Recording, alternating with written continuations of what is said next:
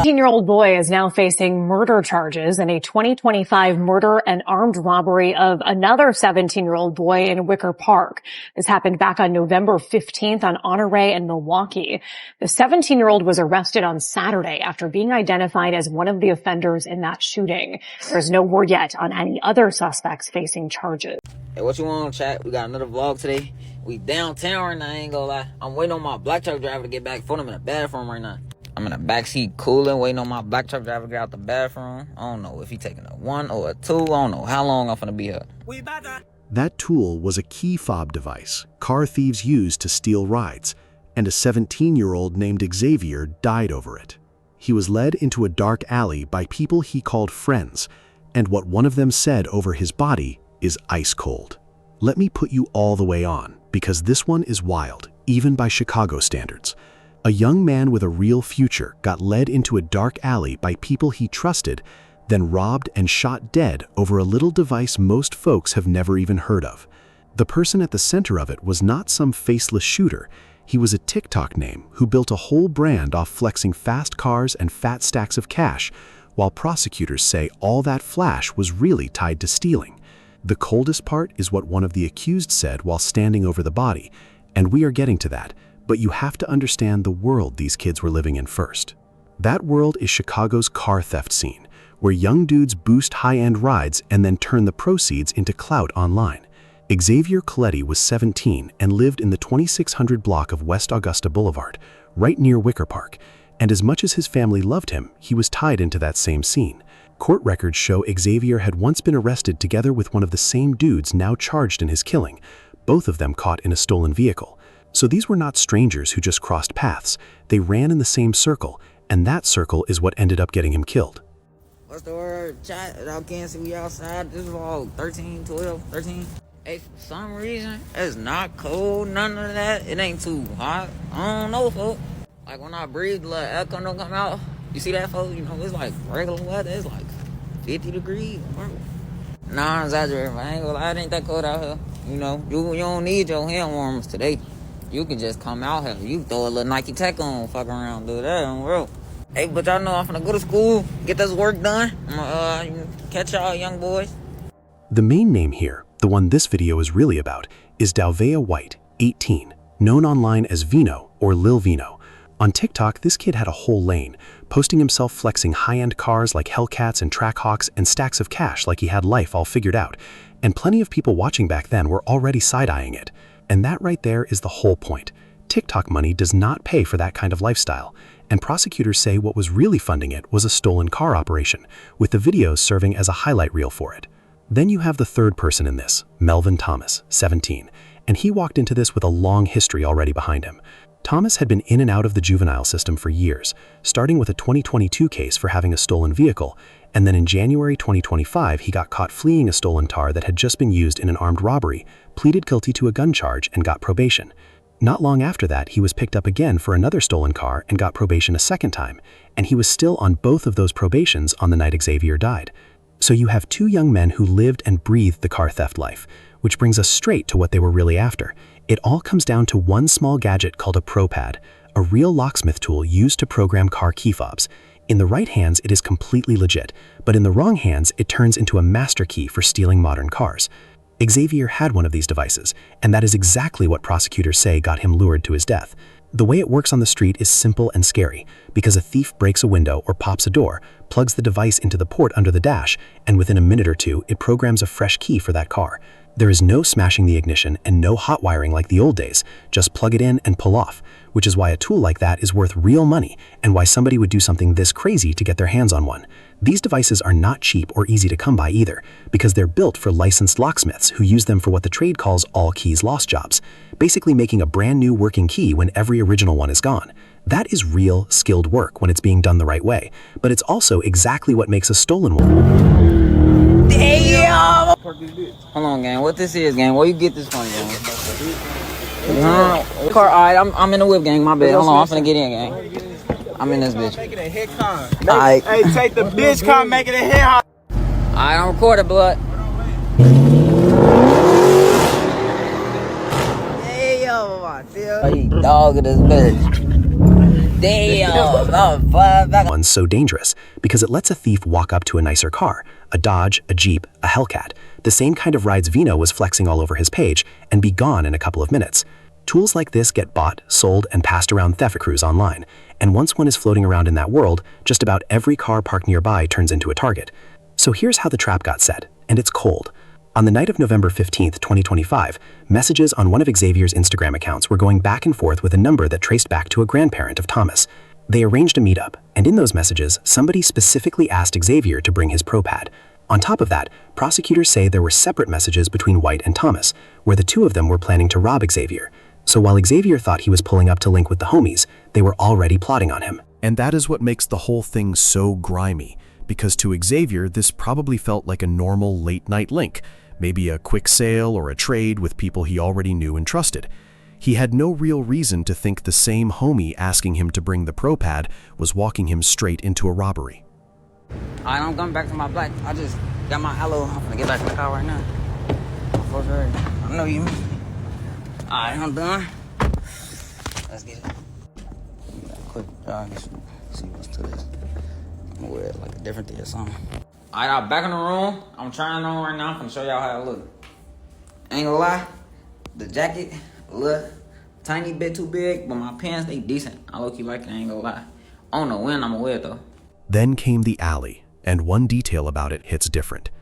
This all went down in Wicker Park, one of the trendier, nicer parts of the city, full of boutiques and restaurants and young professionals, the last place you would expect a planned hit, yet it spilled into a back alley like it was nothing. For a long time, Wicker Park carried a reputation as one of the safer, more polished pockets of the city, but areas like it have been dealing with their own rising thefts and break-ins. Around 1:45 in the morning, a Jeep pulled into the alley behind the 1500 block of North Honore Street, and what happened next was caught on camera. Prosecutors say White stepped out of the back seat holding a rifle and fired into the open door of Xavier's vehicle, and when Xavier climbed out and tried to run for his life, White fired again, and Xavier dropped to the pavement. This is the part that sticks with you. With Xavier down on the ground, prosecutors say Thomas got out wearing a hoodie with the word death printed across the front, walked over to the body, bent down, and was caught on the audio saying, "I got the pad, I got the pad, come on." He grabbed the device off the dying young man, and they pulled off, leaving him there with his phone and the rifle shells scattered on the ground. 17-year-old boy is now facing murder charges in a 2025 murder and armed robbery of another 17-year-old boy in Wicker Park. This happened back on November 15th on Honore and Milwaukee. The 17-year-old was arrested on Saturday after being identified as one of the offenders in that shooting. There's no word yet on any other suspects facing charges. Hey, what you want, chat? We got another vlog today. We downtown right now, I ain't gonna lie. I'm waiting on my black truck driver to get back for him in the bathroom right now. I'm in the backseat cooling, waiting on my black truck driver to get out the bathroom. I don't know if he taking a 1 or a 2. I don't know how long I'm finna be here. Alright, for we in stuff, I did tell my black truck driver I was gonna be like 2 minutes, but I ain't gonna lie, I've been in here for like 30 minutes. I ain't gonna lie. What's good? Y'all can't see. Package secured. Did get the bag. Show y'all what I got later. Police rolled up to a shots fired call and found Xavier unresponsive, and he was rushed to Stroger Hospital, where he was pronounced dead. At first, the public barely got anything, since the early reports only said a 17-year-old had been found shot in a Wicker Park alley with no suspects named yet. And for months, it sat there like a cold case, while the people responsible stayed in the wind. And this is where you really feel the loss, because behind that flat little police report was a whole life. Away from all of this, Xavier was a student at Pritzker College Prep, class of 2026, who played baseball as a left fielder and right-handed pitcher with a fastball clocked around 75 miles per hour. He even kept a college recruiting profile up because he was thinking about a future past the block. His people loved him hard, describing him as an intelligent and inspirational young man with a beautiful smile and contagious laughter, and they made it clear he was not in a gang and not selling drugs. His name even ended up on a national memorial page that tracks lives lost to gun violence. They also put the betrayal right out in the open, saying the ones who did this were jealous of how much he was loved and felt intimidated by his presence in their friend group. While they grieved, the family raised around $8,685 of a $10,000 goal just to put their boy to rest, all while nobody had been caught yet.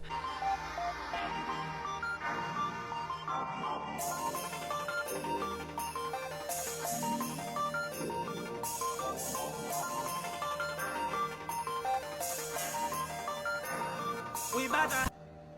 What the fuck? Hell, man, hell no. Here's the thing about thinking you got away clean though, because the streets talk, but the phones talk a whole lot louder.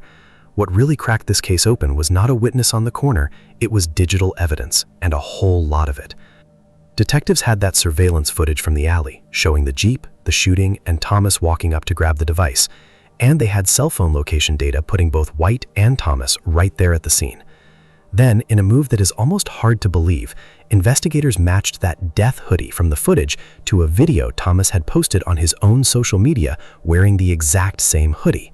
Alright, what you want to try? It's been a minute since I did a video like that. I'm gonna show y'all what I got from downtown. Y'all see I'm in the telly. I'm gonna show y'all what I got from downtown real quick. Okay, first, I did get some new Bottegas. I ain't seen nobody with these color yet, so I have to grab them real quick. I like them. Then I did go to the Amiri store, but the jeans that I wanted, they didn't have in the store, so I had to ship them to my crib. Y'all see, Orchard Suede jeans, $1,200. Then I went over to Louis, got some little smell good real quick, Imagination cologne. If you know, you know.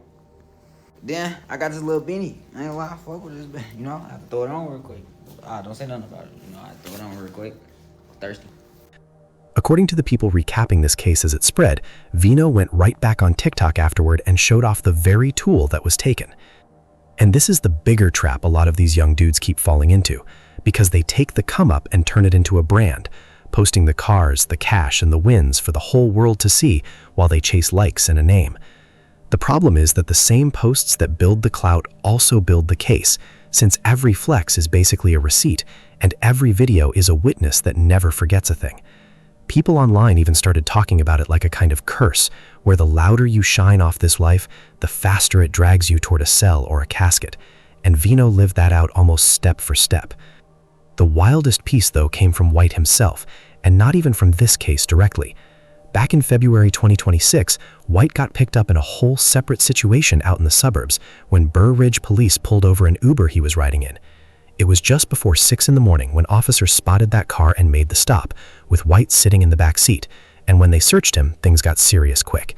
And after they told him about a warrant, he got combative and reached for his waistband. Nah, I straight ain't doing one of these in a minute. They just let me off the bench today, so I'm gonna get y'all one today. I told them, first day I get off, right back to it. Not lying. Hey, right now I'm finna go get my little brother. We finna go to the Louis Vuitton store. I'll hit y'all back when I go get my little brother. Alright, y'all know I'm gonna call my shorty. Just picked up my boy. We downtown. We like, I don't know how far we is from the store. We still driving. Let me see how we getting the store. Y'all know me and my baby bud just made. My shorty getting out the car. We finna go in the store. I don't really know for them to come back with the shoe. Me and my shorty right here, we in this. Package secured, chop. And my shorty going to the next store. Y'all know how this go. We left the Mary store, package secure. My shorty got our Mary water. On him, they found a loaded 9mm Glock with a switch on it that made it fire fully automatic, plus a 30-round extended magazine. And that gun had 2 different serial numbers on it, which is the kind of thing that points to a weapon worked on to hide where it really came from. The state's attorney did not hold back, calling it an extremely dangerous fully loaded gun and completely outrageous. He got hit with a serious gun charge and held with no pretrial release, a judge keeping him locked up. And on top of all that, he was already wanted on 2 separate Cook County burglary chases, so this was a young man stacking up cases fast. Now here is the kicker, because when police pulled that phone off him during the gun arrest, they found screenshots of the same Instagram messages setting up Xavier, plus the planning messages between White and Thomas.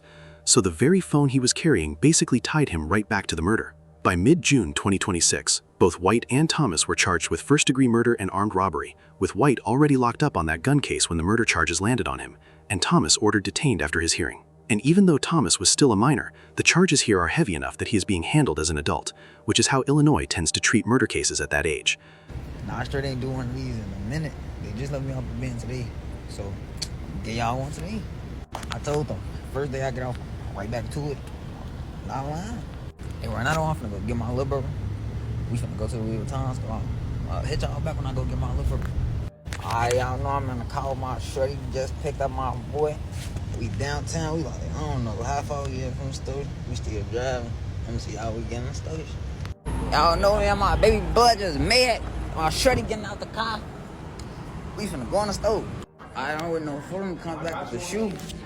Me and my shorty right here, we in this. Package secured, chat. And my shorty going to the next stove. Y'all know how this go. We left the Mary stove, package secure. My shorty got our Mary water.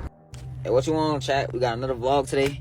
We downtown right now, I ain't gonna lie. I'm waiting on my black truck driver to get back for them in the bathroom right now. I'm in the backseat cooling, waiting on my black truck driver to get out the bathroom. I don't know if he taking a 1 or a 2. I don't know how long I'm finna be here. Alright, for we in the stuff. I did tell my black truck driver I was gonna be like 2 minutes, but I ain't gonna lie, I've been in here for like 30 minutes. I ain't gonna lie. What's good? Can't see. Package secured. Did get the bag. Show y'all what I got later. Hold on. That's too fast, mama. Oh! That's too fast. You ain't even getting to know me yet. We gotta get to know each other. We gotta, you know what I'm saying? Everything I rap, I live, ain't capping for no credit. I ain't capping for no clout. Be standing tall doing my time. I ain't never ran my mouth. I ain't never dropped no dime. I never snake my niggas out. Niggas know I been the one for real. I been the one. I'm still the one. Call home, cuz said the city waiting on me to come. Both of them are presumed innocent until a court says otherwise, but the evidence prosecutors laid out is heavy.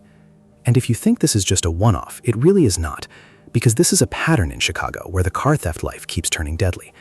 Go back to December 2024, when a 24-year-old named Franierson Perez Morales was shot and killed in the Chatham neighborhood, and his only mistake was trying to stop a crew from stealing a car. Prosecutors say a man tied to a Kia Boy crew opened fire, shooting Morales in the back and head and killing him, which was the same root cause playing out on a different night.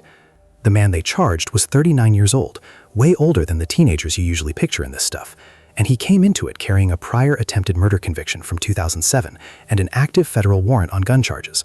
Prosecutors say he fired 7 shots at the people who tried to step in, hitting Morales and wounding another man. The judge handling it summed up how reckless it was, pointing out that he was part of a crew stealing Kias and shot at people not even knowing the situation. Hey, good morning. Yeah, so sadly, one man is dead. Another man remains here in critical condition. Both of them were discovered outside with gunshot wounds. Here's video from overnight here. There are at least 10 evidence markers on the ground. You can see there. The shooting happened just before midnight near East 67 and Chappelle Avenue. A 35-year-old man was found shot in the back and chest. That's the man who was pronounced dead. The 42-year-old man suffered gunshot wounds to the back and left arm. And again, he is here in critical condition. And that shooting happened less than 12 hours after a deadly triple shooting in Chicago's Chatham neighborhood. One man was killed, 2 others hurt after being shot multiple times outside a shopping center. NBC5's JC Navarrete joins us now live with an update on this investigation. JC, what do you know? Hey there, Natalie. Yeah, good afternoon. It was a disturbing end to the night there in Chatham. As you mentioned, the shooting happening in a crowded shopping center. It appears that a party or a large gathering may have been taking place there moments before that shooting. Take a look here at the video that we obtained here from overnight and into this morning. What we saw were police scouring the scene. We saw evidence markers left behind and also empty liquor bottles, as well as other trash that was left there from what appears to have been a large gathering. Police tell us bullets rang out just before midnight. At least 3 people were shot, including a 25-year-old woman who was hit in the head. Her injuries are critical. A 24-year-old man was also shot. He's doing okay. And a 24-year-old man was shot multiple times. He was rushed to the University of Chicago Hospital, where he ultimately died. We spoke to Chicago Alderman Ronnie Mosley earlier today about the shooting in his district. Here's what he told us. We want to make sure that we can figure out how folks can gather safely. And not just the safety of individuals, but also the safety of our business corridors who end up playing a role unexpectedly in this. It's going to take us coming together, having a strategy of how we keep these spaces clear. He was ordered held while the case moves forward. A lot of this traces back to the viral Kia challenge that blew up on TikTok around 2021, teaching teenagers how to steal certain cars in under a minute and turning the whole thing into clout. It started up in Milwaukee and spread fast across the country, with kids using nothing more than a USB cord and a screwdriver to bypass the ignition, and some of the people getting caught were as young as 11 years old. In some stretches, Chicago saw thefts of those cars jump by hundreds of %, and as car companies patched the easy tricks, the crews simply leveled up to better tools, which is how you end up with a young man dead in a Wicker Park alley over a professional locksmith device. That is the part nobody can really ignore, because a bright kid with a fastball and a college dream is gone, robbed and left in an alley over a gadget, while 2 other young lives are headed deep into the system, and so much of it got fed by a culture that turned stealing cars into content. Let me know what you think down in the comments, because this one is hard to shake. Click on one of the cards on your screen to see more videos like this. See you in the next one.